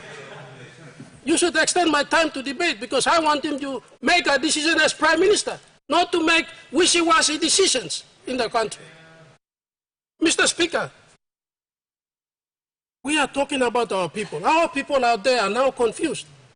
Their jobs have been threatened. Most of them have lost their jobs. That's my point. You got to come up with one clear-cut decision as the Prime Minister of the country, as the CEO. You can't say, oh, one decision is like this and one decision is the other way. If I were you, I would punish the companies who are enforcing compulsory vaccination on our citizens. I will defend the rights of my citizens more than the rights of the companies. Because that is why I am in Parliament. I am here representing my people. That's the most important thing. We forget why we are here. We did not use our qualification to become member of Parliament. We are mandated by our people to be on the floor of Parliament. That is why our people's rights, freedoms, interest, and welfare is paramount. That is my point. Deputy Speaker, all I'm asking is that I want the executive government under the leadership of the Prime Minister to tell our people which is the right decision. You cannot say one is at liberty and one is not compulsory. You have to say if it's not compulsory, then it's across the board. Practice the new normal. You already have it. Practice the new normal in the workplace. That is the way you go. You cannot give the companies the right to impose mandatory vaccination on our citizens. Workplace safety is same as practicing the new normal. We have a point of order, Prime Minister. Mr. Speaker, don't insult the intelligence of all companies. On record, the last 2 years, all companies working in our country have been sensitive to government directions to comply with nucleopacin. All companies that I know of, I have not yet received on my desk, neither through the Labour Minister, a complaint from a Labour union that their rights have been breached. Mr. Opposition Leader is going to table this on the floor. You just can't make a blanket statement indicating that there is an outright abuse of this. A Labour union is to come out and state that the employees' rights have been abused. It is totally irresponsible of the learned politician to make blanket statement that will hurt our economy. Honorable Prime Minister, Opposition Leader, your time has lapsed. Mr. But Speaker, since then this point, why demand vaccination? If Opposition Leader, the Speaker companies should be demanding tests on COVID, not vaccination. That's an alternative. So let's make a clear line. Prime Minister, make a decision. Don't come here and tell us one thing and do a different thing. Honorable Opposition Leader, we have other members standing for the grievance debated, so I will ask you to stop. Thank you. I'll ask the member for Rigo. What's your point of order? week. Don't ask him question. Yeah, true. Maybe pay Slomio be black Thomas na ilo luksa lomio. Honorable member, is it because Bonbri don't ask him no independence? Na ilo luksa lomi. Honorable member, I think you have raised a wrong comment in here. I would like to ask you to withdraw that and resume your seat. Deputy Speaker, number two something is that suppose you notice him. I've been one of the members who has been here before you suspended Parliament too. And whatever, Mr. Deputy Speaker. Thank you. But I am disappointed that I have not been recognized this member, 1 week. Resume your seat. Thank you. Honorable member, your point of order is in order. I will recognize you. I've been fair going on the government side, going on the opposition side. You have other opposition members standing. That's why I allow them to talk. I will give you time to talk after the member of Rigo. Honorable member Rigo. Thank you, Deputy Speaker, for recognizing the people of Rigo and giving me this opportunity to contribute to this grievance debate. But firstly, before I do, I would like to join all the leaders last week and this week in formally congratulating the newly elected member for Port Moresby Northwest, Honorable Lohia Boy Samuel, for his election and his elevation to this honorable house. Deputy Speaker, through the chair, let me endeavor to give that congratulatory message to Honorable Lawyer Boy Samuel in his Motu language. Rahobada, oyem kwalimudainai, emu bese, bona hemu anua taudia, bona I Central Province taumai bobo way, itana tamuale badabadamu. Inaibe oyem ruma, inaibe itayada tano. Thank you, Mr. Deputy Speaker. Now, firstly, before I contribute to this grievance debate, I would like to remind all of us here on this honorable Parliament that we have very important national issues raging around us, the likes of the coronavirus pandemic. And this national crisis and this shame of gender-based violence raging around us. And here we are, Mr. Deputy Speaker, I do realize that we cannot avoid politics. Politics is everywhere, in every sphere of life, but here we are with these important national issues raging around us, and here we are trying to, play petty politics and political point scoring. My contribution to this grievance debate, Deputy Speaker, is to do with the report that was presented on this floor of Parliament by the Special Parliamentary Committee on the Gender-Based Violence. And I didn't get the opportunity to debate last week, so I want to bring it as part of this grievance debate. This gender-based violence, or violence and abuse against women and girls in Papua New Guinea, I personally classify this as a national crisis and a national shame on us. You see, according to the report, Papua New Guinea, our standing is 161 out of 162 countries, second last from the bottom. And we are placed between two countries, Yemen at the bottom and Chad just above us. And these two countries, they are in chaos and on a war footing. So if we are down amongst this group, are we saying that we are on a war footing? Have we declared war in Papua New Guinea, that we are given this opportunity for perpetrators to perpetrate and cause gender-based violence on our women folk?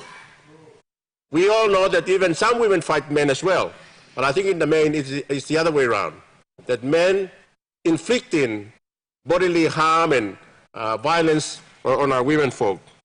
And it's really shameful. And the point to note is, an important point to note is, many of the perpetrators are family members, cousins, uncles, even fathers and grandfathers who are causing these shameful acts.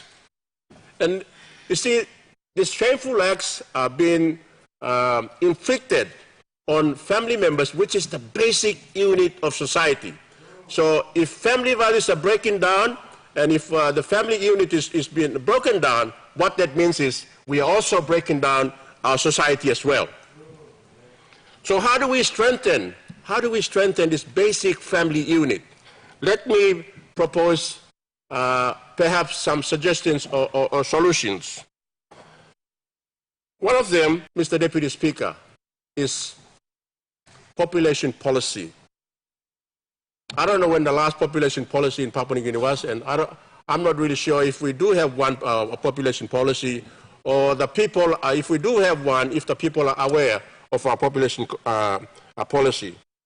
Because what that means is if we have a population policy, we will have some control over our population. Control of our population, which we should grow at the same rate, if not lower than our economic growth. But those are some of the contributing factors. And so if we were to have a population policy, we should tie this down to other social services like health and education. For instance, if there was such a thing as whatever education policy we have or school fee policy, we tie this population policy to that education policy. So up to say number of children of 3, then the government will assist. Anything over and above that, it's up to the parents to foot the bill, or something along those lines. You see, and one of the important things which the member for Abau, Honorable Dr. Sefu Katemu, brought to the attention when he debated on this issue was, we must empower the women. Some important decisions that she must make in her life. For instance, is the timing, the spacing, and the number of children she has. You see, because if she is given or empowered to make those important decisions, then she has some control over the family situation. It's really sad to see that it is the women themselves, the victims, who are organizing awareness on this very issue in the public domain. And for instance, in our district, next Thursday, on the 26th of August, our SDA group of women, they're going to be organizing a violence and abuse against women awareness at Hula, one of our biggest villages in Rigo district. So they approached me, and I said, I'll be there with my wife to support this important awareness. But it is the women who are doing this awareness. But when you're doing this awareness, who's going to be listening to that message? The people who should listen to this message is the perpetrators, it's the men themselves. The men must be there, standing shoulder to shoulder with the women folk. Mr. Deputy Speaker, you see, we really need an attitude and behavioral change in Papua New Guinea by the men, if we are going to stem this shameful trend in our country. Our women folk, our women and girls, they don't feel safe in Papua New Guinea, not even in their homes, let alone on the streets. We really require, demand attitude and behavioral change of our men folk if we're going to have any impact on this issue. And let me conclude my grievance debate, Mr. Deputy Speaker, is perhaps we should also look at some of our traditional practices which also contribute to this violence against our women folk. For instance, bride price. After our men pays bride price, these days bride price can go up to 200,000 kina. If a man expends that amount of money from bride price, it's no wonder he thinks that that woman is his property, and he can do whatever he wants. And when he lays his hand on the women for which he paid, for whom he paid lots of money, the family members of the women will just wash their hands clean, turn a blind eye, and walk away. Perhaps we should seriously think about legislating and putting caps on bride prices so that it does not give the men this sense of ownership of a women folk. A marriage is a holy institution ordained by God himself. A marriage should be a partnership with men and women, not the men owning the women or the women owning the men. It must be an equal partnership. If we are going to bring up good families, the basic unit of society, so that this country can move forward in peace and harmony. Thank you, Mr. Deputy Speaker. Thank you. The Honourable Member for South Bougainville. Sorry, Central Bougainville. You can call me too.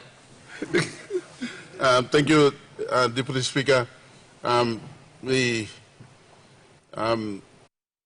Dr. Blomi mi got tupla issues by me raising lawyer. But before me Dr. Osem, one of Dr. me working Deputy Speaker me withdrawing, but me been frustrated because I've been one of the members who have been here time bell ring, me come inside first time. Now at the end of the day, I don't get recognized for 1 week. Long ask him question blow me. One time just talk me got two issues that me like contribute to this debate. You miss I expect him all service man blow me long Papua New Guinea or policeman police marina to all line blow me plan or defense long carry out responsibility long along this country. Only commander extreme pressure long maintaining rule of law inside this country, but at the end of the day, you got problem one time. All policeman too, you got all problems long all. Welfare long all. Gamani no long. Lukuk too much lo suppose you look long all house only stop long Some of those houses only city blame. No fit law, man no stop blame. But you look inside all house long. Even the toilets are not been maintained for how many years? All these houses stop blame. So big blah ask him country or me blah long loyal leadership it depend on him or policeman Mary blame me inside the country. So one time this plan Dr. Blomi, me looking towards him. He got all policemen all been discharged law service. Now all defense force officers all been finished law service. And they're still waiting for their entitlements to be settled by the state. If Minister of Defense, the Minister of Police can do something about this issue because it's a time bomb ticking. In front of us. You must have some. These are trained soldiers now, policemen blame me. I think they deserve due care loyalty long appreciating one service or providing long country blame me. Papua New Guinea. So we first point blame me raise him loyal some matter of importance long or serviceman blame because number one, you got two issues now facing this problem country. Two main issues, but amongst many others, rule of law and economy. So suppose you not maintaining rule of law, economy too no not grow. Business man very blame me, but no not long working business good because for other reasons that we organize by overtake long. All servicemen Mary blame it inside the country. On top of this, we got number two issue, which relates to Bougainville or Central Bougainville for that matter. That says that Rio Tinto, even transferring become long independent state of Papua New Guinea, Igolo ABG. Those says, me looking for some, me no mas long Rio Tinto is transferring the soul, all says. Those says are worth nothing. They are not even worth anything. Figure the soul or give me plan. As I understand, to restart the Panguna mine, it needs 6 billion US, about 20 billion kina. Mima miamas lo accepting all this says, suppose Rio Tinto, in a blood transfer 53% of the 20 billion kina. One time, all this says, only give me plan. Anta blood this too. Nesogaman, he transfer him, he got talk long, Nesogaman, he transfer him 19% Brian Migolong, Igolo Bogonville, Igolo IBG. Again, Nesogaman, those says are worth nothing. I demand that don't reply starting this mine. 19% of the 20 billion be also be given to Bougainville so that like in Lukimosem, those shares are worth something. Long this time. Lolo Kukblomi, me Lukimosem, two blood devils. Usatim in Bagarabim environment no Bougainville. Na polluting water system long Panguna, Mjava River. Those devils have escaped without even paying anything. Giving us empty promises one time all this says. Me like him through Neso government, he talked one time Rio Tinto, and both must come up with something better than what has been given to us. Me let's look him to all this empty he says. He come and said, we know that inside of pit it's worth 61 billion. But to get to that 61 billion, you need a capital to restart that mine. That's why Miyoglotosem says, where both parties have transferred, are worth nothing. Me like him by tuplo partner one time, tuplo talk. Planet time him sa tokosem BCL live in Bagarapim environment. But at the same time, BCL had a partner. Who's this partner? The independent state of Papua New Guinea. The independent state of Papua New Guinea was a partner to damaging our environment in Bougainville. Water system, Java River, Emil nowadays life coming back. Time mine is shut down. So, National government, one time Rio Tinto, there must be some discussions. Now, you must start now. Transparent says one time funding blow restart in this mine. That would be a good compromise for us. Rather than just transparent says that are worth nothing. Thank you, Mr. Speaker.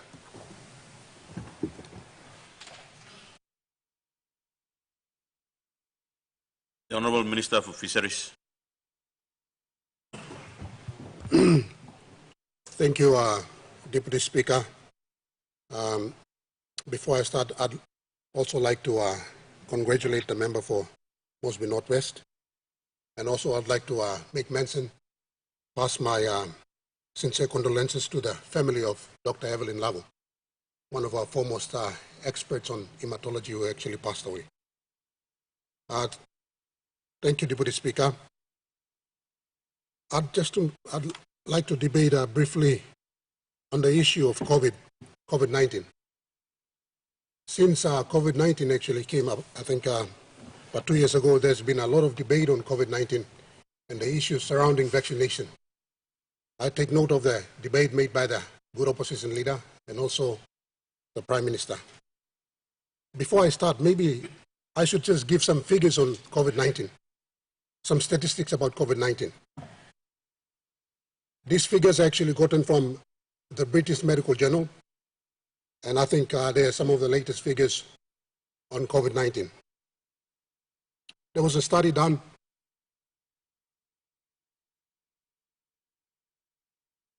taking a population, a ratio of a sample population, including certain doctors, number of doctors, nurses, and the general population.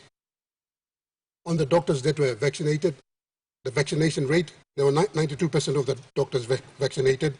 The nurses vaccinated were 82%, and the ordinary population vaccinated was 64%, the vaccination rate. Of the doctors vaccinated, the 92%, the infection rate is 1.9%. On the nurses vaccinated, 82%, the infection rate is 5%. The general population, 64%, the infection rate is 8.8%. So if you can see the trend, it clearly shows that when you get vaccinated, the infection rate actually declines, drops. These are figures taken from the British Medical Journal. There's another study done and published in one of the world's leading medical journals, The Lancet. And these are phase 3 studies, meaning that the findings are quite strong, in that it showed that those people who actually got vaccinated, the infection, the death rate in those populations were actually 0, meaning that it conferred 100% immunity.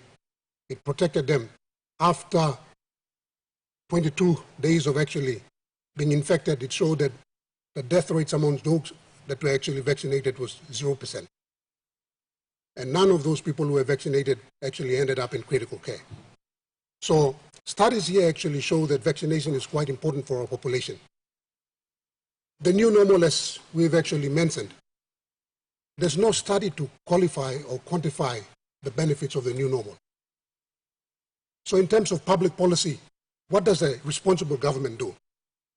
Based on statistics that are actually presented, though anecdotal at this point in time, the statistics indicate that public policy should move in that space. Now, I gather documents actually presented this morning by the opposition leader for those people who don't want to be vaccinated.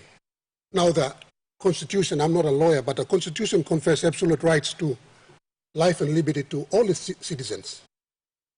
And the same Constitution actually want to protect the people who decide to be vaccinated. So looking at it from the other side, if the ones who are vaccinated want to enter a workplace, and if they feel that their lives are being threatened by those people who don't want to be vaccinated, then what do we do? Do we decide that the Constitution should just protect the lives of those people who don't want to be vaccinated? Or do we also decide that the same Constitution confers or provides for absolute rights to those people who actually want to be vaccinated? So we are faced with a dilemma. And when a nation is faced with such a dilemma, what a responsible government does is it looks at the statistics. And if the statistics shows that COVID-19 actually becomes a public health, security measure, then any government would decide that we should move in that policy space. We have a point of order. Minister, we have a point of order.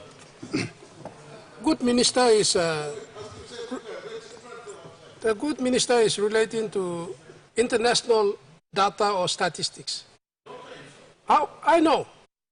He's a doctor. He's a doctor, I know. But how about our own statistics and data?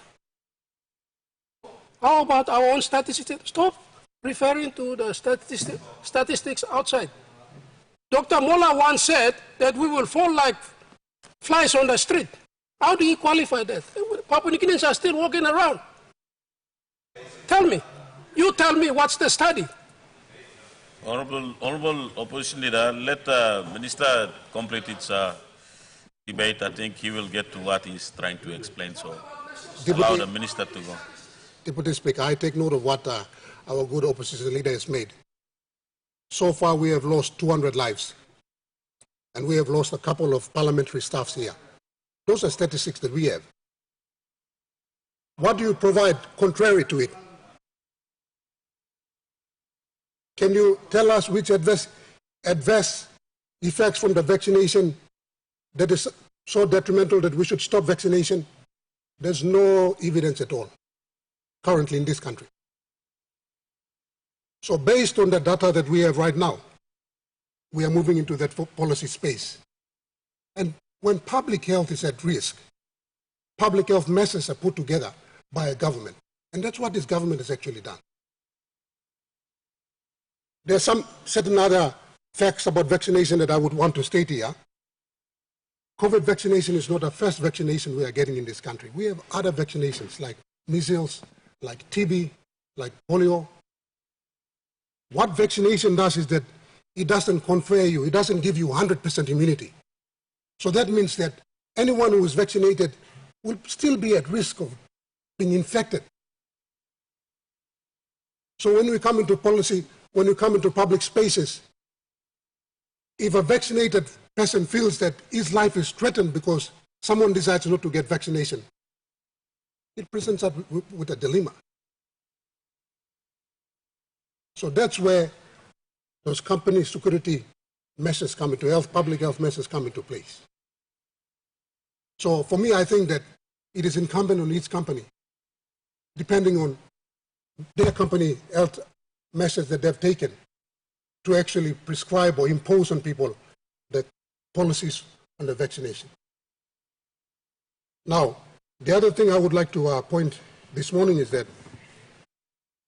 based on what the opposition leader has said, a lot of the research that is done around medical space is actually done overseas. And based on the findings, we do our public health measures in this country. We do have our own research that's ongoing, but it requires big population sample sizes before you come up with some public health measure that is, driven universally. So you may not wait until we come up with the statistics to make some decisions. We have to learn from the world. And that's what we are doing right now. So, I think that COVID should not be politicized in this country. COVID is a serious health issue that must not be politicized in this country. We have health experts who are actually driving that policy, matters in the policy space, and we should leave it to them to make those statements. And we shouldn't listen to street doctors. Street doctors, they will always come up with their opinions, but not based on good health, safe practices that are based, the principles are universal in this country. So with that, I think, Deputy Speaker, thank you very much, and my debate comes to an end. Honorable Governor for Eastern Highlands. Thank you, Mr. Deputy Speaker. I'd like to, every time when we talk about money issue. All the time you come here, you talk. Province needing money, district needing money, and now we're in a situation where we're hit out by COVID-19. And I know each provinces are experiencing a shortfall in terms of tax collection. Businesses are going down. And now it's about time. Let's talk about how best each provinces we can make money to support our government in such time.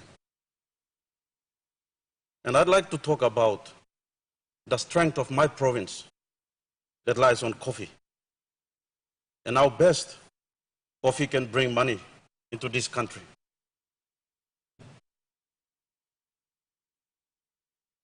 And also one of the sectors that plenty of time you must give him a blind eye is the agriculture sector. Now, I will particularly go to coffee. Coffee is a big industry, and especially in the islands, provinces, Mr. Speaker, coffee is our backbone. But it's dominated by international coffee exporters at the expense of the hardworking farmers. But if we look very carefully at the calculations of how many coffee bags or kilos going out and money coming into the country, it's very big. I can remember one of my conversation with a Chinese company, one company that says that they want 1 billion coffee bags from Papua New Guinea per season. I did the calculation, and it's about 1,300,000,000 one season. That's for one company alone. that's in Guinea. That's the money that will come into the country, Mr. Speaker, if we strategize or put ourselves properly and to make sure that this money coming in directly to the country. It helps in two forms. One is it solves the forex issue. Two, we bring money directly to our people's pocket, our simple people. It's a big cash flow in there, Mr. Speaker. But yet, we're still keeping a blind eye on this sector. Most of the international coffee exporters, they send out millions of coffee bags. And we are not monitoring the money coming in to the country. Whether the payment comes directly through the company that based here in Papua New Guinea, or they are paying it outside of the country or kept offshore. Why I'm saying this is because the company that we created, the provincial government, Mr. Speaker. Honorable Member for Goroka, just like to remind you, another time when your colleague member is standing and talking, you don't walk past when he's talking. Thank you.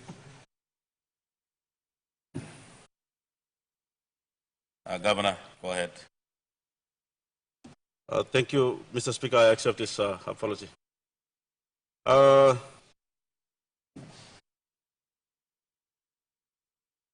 company that's created by Eastern Islands Provincial Government, the coffee exporting company, with only 2 containers, Mr. Speaker. The agreement for this year is signed. We have signed already. It will bring $162,000 into this country for only 2 containers. If we convert it to Papua New Guinea kina, it's 570,000 kina around there.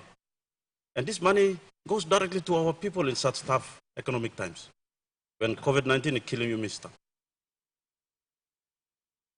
Here we're talking about other areas, but this is the area where I call it green gold. We'll translate the produce, ground blooming or dry. COVID-19 is killing you, mister, businesses. Ground blooming and me producing all this little green gold is stuff. And then money coming into the country. We must monitor it. Those international coffee exporters sending coffee out, we must monitor this. I'm using this company owned by provincial government as an example.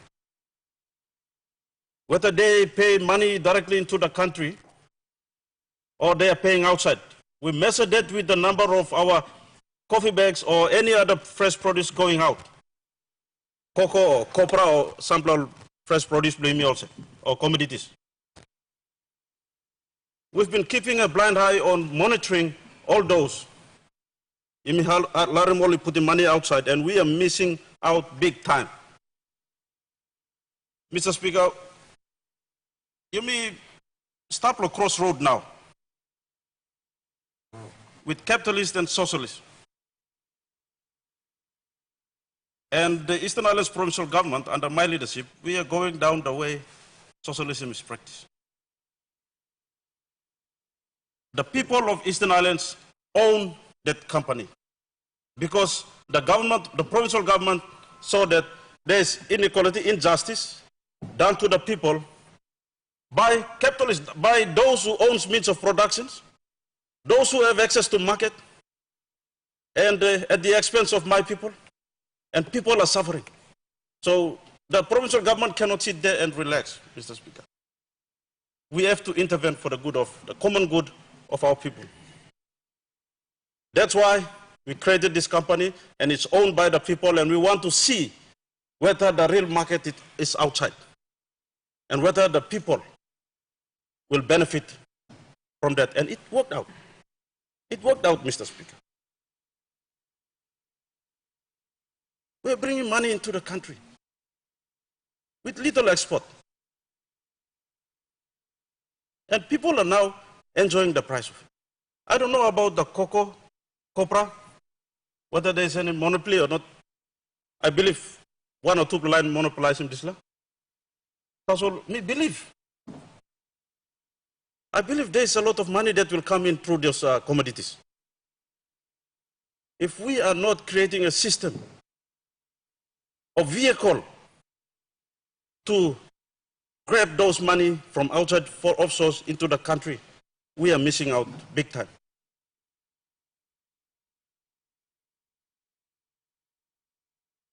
Sometimes through its responsible departments like DIL, with respect to our Minister for Agriculture, there are big markets outside.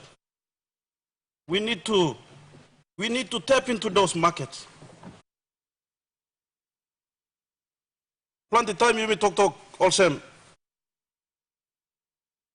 Okay, all get the price of commodities controlled by global market. How can we measure global market? Is the global market look the supply and demand belong all European countries, that's all? Or some countries in untouched area is stopped. We haven't penetrated those markets, Mr. Speaker. Therefore, some protocols must be signed by NACIA. Open up this market, Bloyumi. Open the market now, you must export more fresh produce go outside.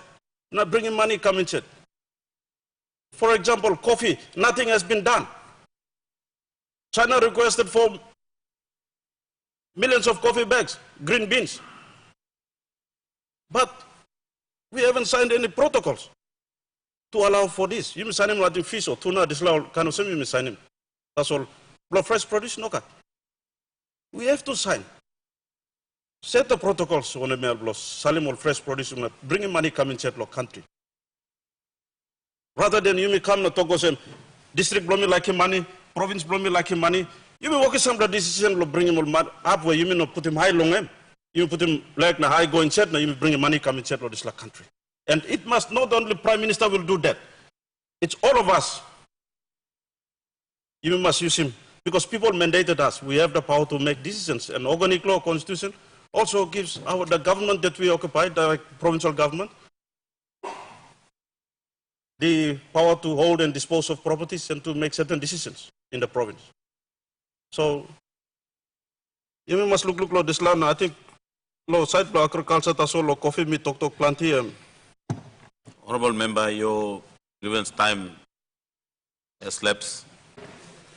Yes, thank you. Thank you, Deputy Speaker. The question is that the question be put.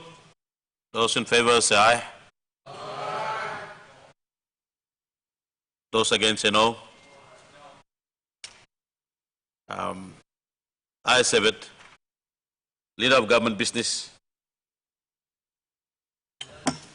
Mr. Deputy Speaker, I move that Parliament at its rising adjourned until Tuesday, 7 September 2021 at 2:00 p.m. The question is that the motion be agreed to. Those in favor say aye. Aye. Those against say no. Leader of Government Business. Mr. Deputy Speaker, I move that the Parliament now be adjourned to 7 September 2021 at 2 p.m. The question is that the motion be agreed to. Those in favor say aye. Aye. Those against say no. Ayes have it. Honourable members, the Parliament is adjourned until Tuesday, 7 September 2021 at 2:00 p.m.